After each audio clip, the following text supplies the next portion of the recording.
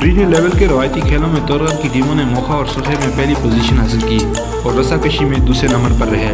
Directorate general of sports Khyber Pakhtunkhwa के ज़ेर इत्माम 2 रोज़ा रीजनल रवायती खेलों का इत्माम हज़ारडवी के पुरफ़ज़ा मकाम अलाई बडग्राम में किया गया, जिसमें डिप्टी कमिश्नर तोरगढ़ की हिदायत पर तोरगढ़ के रवायती खेल मोखा, सखे और रस्साकशी में खिलाड़ियों ने हिस्सा लिया। उसके साथ साथ बाकी मुकामी रवायती खेल चंद्रो, बलोरी, मिरगाट, पीटो गम वगैरह में भी मुख्तलिफ गेम्स खेले गए। इख्तितामी तकरीब में असिस्टेंट कमिश्नर अलाई बडग्राम दाऊद सलीम और असिस्टेंट डायरेक्टर स्पोर्ट्स अरशाद ने शिरकत की और खिलाड़ियों में नकद इनामात और ट्रॉफियाँ तकसीम की गई। बडग्राम और तोरगढ़ के दरमियान मोखा के असाब शक्ल मुकाबले के बाद तोरगढ़ की टीम पहली पोजीशन पर रही और 10,000 रुपये नकद इनाम हासिल किया।